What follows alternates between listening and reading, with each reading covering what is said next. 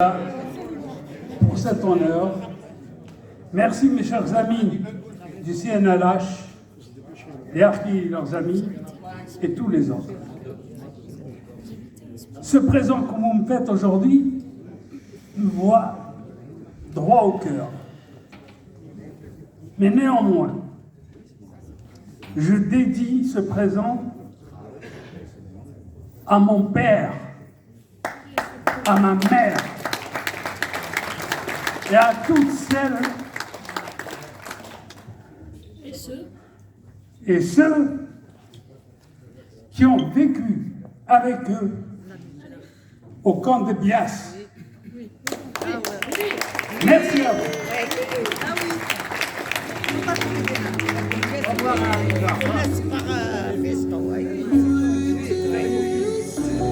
Alors, je voulais parler aussi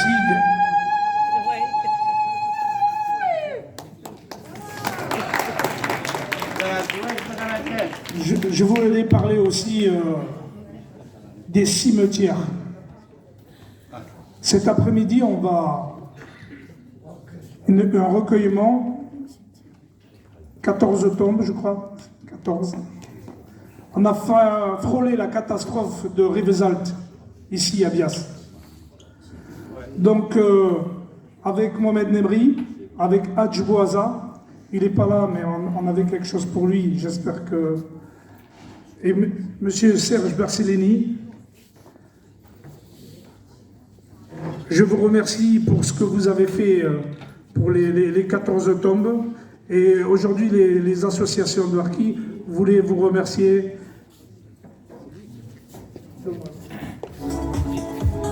Voilà, monsieur.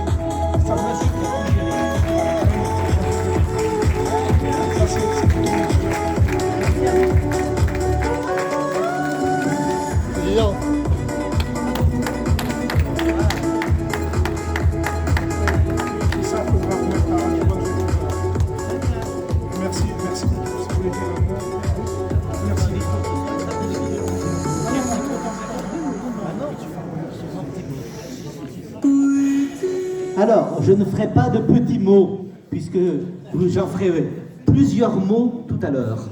Donc, ce n'est pas utile que je le fasse maintenant. En tout cas, sachez que c'est simplement un moment d'amitié, un moment d'émotion, et je sais ce que nous partageons, et en particulier ce que nous partageons pour la mémoire. Merci. Merci.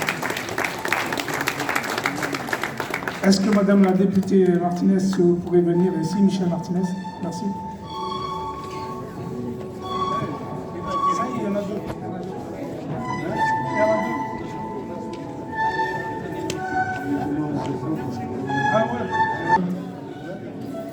Comment dirais-je, cette plaque, je voudrais la dédier à Monsieur le maire de Perpignan, lui dire un double merci. Un premier merci pour parler des harkis sur les plateaux de télévision, celui qui défend les harkis comme quiconque, et un deuxième merci qui est plus personnel, de m'avoir choisi dans son équipe. Et je suis très fier d'être à ses côtés. J'aimerais bien que M. Louis Alliot vienne.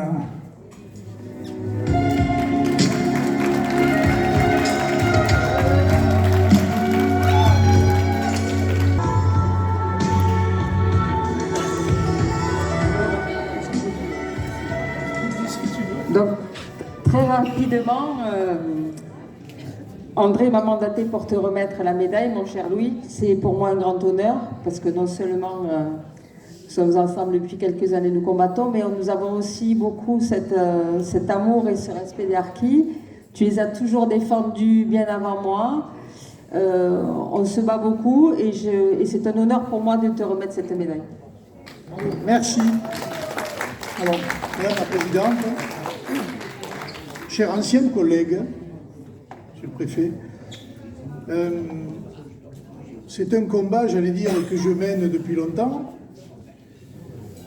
Celui des cimetières de Perpignan particulièrement, de Rivesaltes, sachez-le.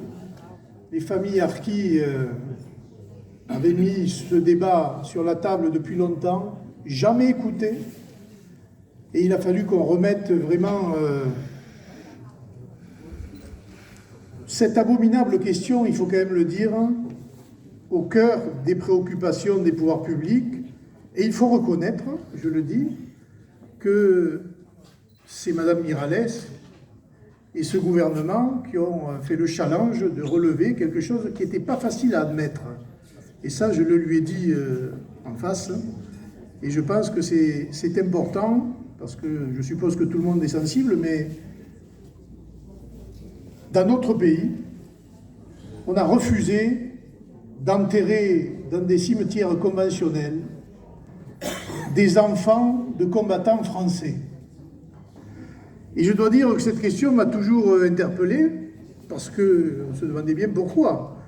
Alors, je ne vais pas semer la zizanie, ni dire pourquoi, ni lancer une polémique, mais c'est vrai qu'à ce moment-là, un certain nombre d'autorités, on va dire, pour ne pas les nommer, se sont très mal comportées, et que malheureusement, cette question n'avait jamais été reconnue. Aujourd'hui, elle l'est.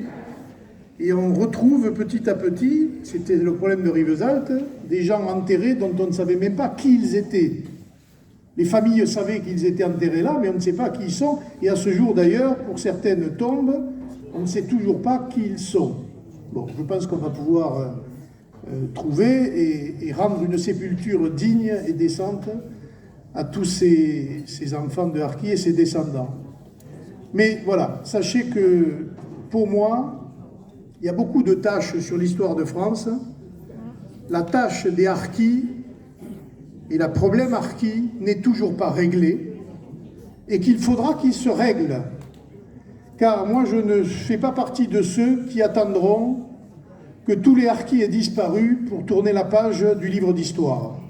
Il faudra rendre hommage et il faudra mettre presque en lettres d'or le combat de ces femmes et de ces hommes qui ont choisi la France, qui sont français et qui malheureusement ont été mis au banc de la société pour des questions essentiellement politiques, et c'est absolument honteux. Donc sachez pouvoir compter sur moi, sur d'autres. On continuera ce combat. Merci.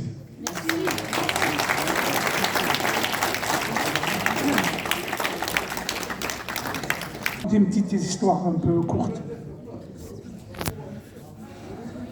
Lorsque j'ai fait la marche de Biaf à Biarritz, le deuxième jour, nous avons rencontré un capitaine de gendarmerie. Il est ici, il est présent, c'est le capitaine Raoul. Vous pouvez venir, mon capitaine ?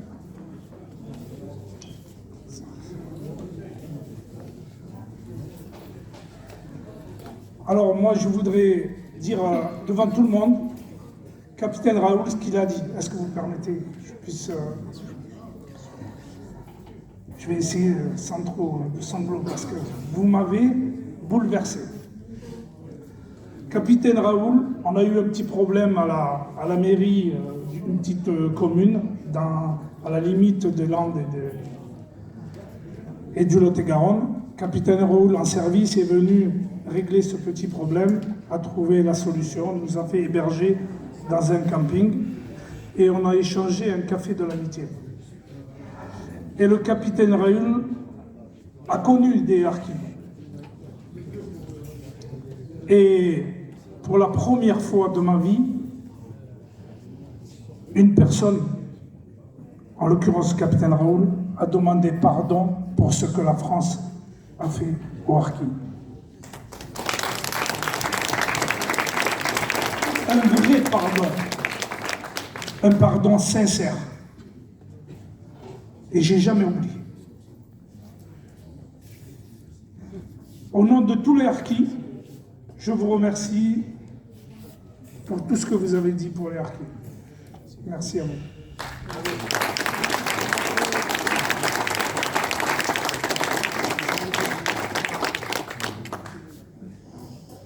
Merci, je suis bien sûr très sensible à cet honneur.